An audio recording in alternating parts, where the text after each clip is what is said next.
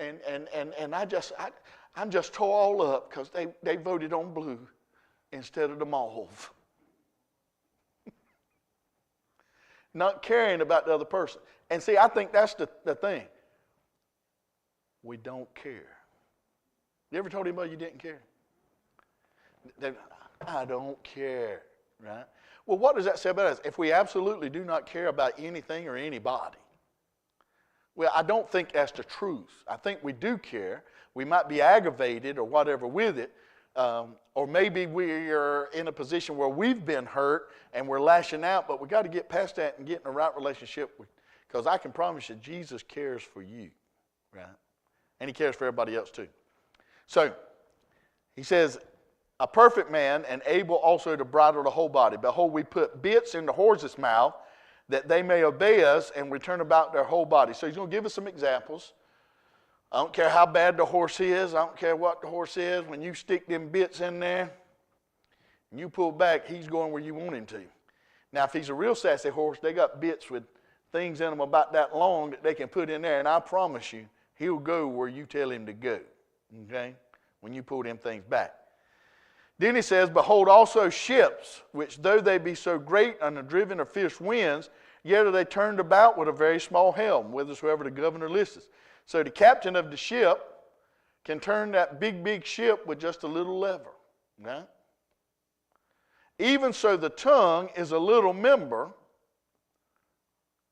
We bite it, we chew on it, right? Stick it out at folks, and we can bless or hurt people with that little thing in your mouth. And it's dangerous. It can be extremely wicked and hurtful. Even so the tongue is a little member and boasteth great things. Behold, how great a matter a little fire kindleth.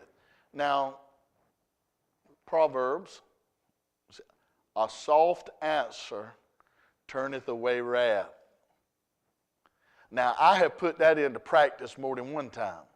Right? If Sandra was on her trip, I would give you some examples of that, but since she's here tonight, I'm going to just go on by that, okay? Next Wednesday night, we'll talk, okay? But I've had customers come in, I mean, just mad as fire. And, of course, just because they're mad, that don't mean nothing. I've been working, sweating, you know, I've been wide open, and you wore out and tired too, and they come in going rant and rave and all that, and you walk up to them and you just say, I'm so sorry. How can I help? And I just seen it just go. Instead of going, well, you ain't going to talk to me like that. You better hush. I'll run you out of here. Right? Firing back at them with the same thing. No, you can shut all that down. Now, sometimes they keep going. Then you have to use plan B. Right? But we should, try to soften things up to start with. Right? We control it. Try to control it. And we begin to do this. Talk lower and slower, which is easy if you're from the South. Right? Yes. Yes. Right? And it just calms things down a notch instead of meeting people with the same thing they're coming at you with. Right? So in the world, what do you expect? What do you expect? We still expect to be respected, right? If we're a customer, if we're coming into a business, we expect to be greeted. Hey, how you doing? Welcome to such and such, right? And, and when you go to buy, or even if you've got a problem, I've got an issue with this. Could you tell me about this? That ain't my department. I don't work in that area.